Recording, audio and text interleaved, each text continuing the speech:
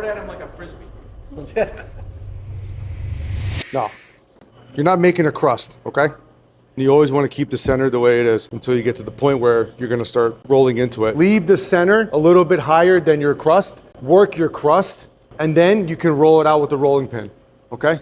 It's almost like making an egg. This is like an upside down egg, okay? Sunny side up. You want to focus on the outside first. So at this point, you can stop right here, grab the rolling pin. You want to give it a little bit of I call it the competitive edge, and then you want to just roll it out. It's not going to come out completely round when you're making it right now, but you have the ability to stretch it out more. If there was no type 1 in here, it would be even crispier. Right. So the type 1's holding in moisture. Okay. So it's giving it the crack and it's giving it the chew. So you can see it.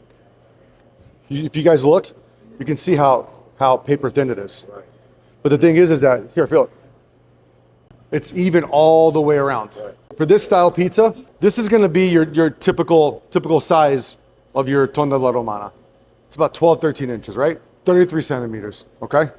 So I'm a little bit over, but that's where you want to be at. Because of this, because you want the condiment to be less, I'm only going to put probably 2 ounces of sauce on here, okay? Start in the center. You want to go as close to the edge as possible. People don't want the crust, they want everything. They want the crust, they want the sauce, they want the cheese, they want everything. And then the cheese, we're gonna go around. You saw how much I put in my hand, right? We're gonna go all the way to the edges. Why? Because everything comes to the center. So we're gonna go lighter in the center. Everything goes downhill, okay? A little bit of oil. So I have flour over here, a little bit on top, okay? If anyone's made Neapolitan pizza before, it's one slide, come on. It's easy, okay? Takes practice, but it's easy. But if there's flour underneath it, it's easier, okay? And the reason we use this is because you get to get that flour out. You don't want the flour to cook onto the pizza in the oven. We're gonna time this for 2-minute cook time, okay? This is just mozzarella and tomato sauce. When it comes out, we're gonna cut it and you guys are gonna taste it. And then you guys are gonna go make your own. Oven's at 700 degrees. Cook out as much as you can, but you don't want it to like crack and be hard. You want it to be an easy crack.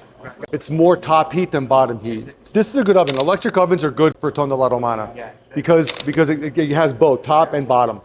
The cook on it, I'm content with it. It's a good pizza. It's light. It's light, airy, airiness. The air is all taken out, but it's light.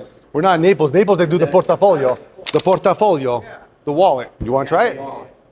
So. Shove it in from the tip, dude. This is good.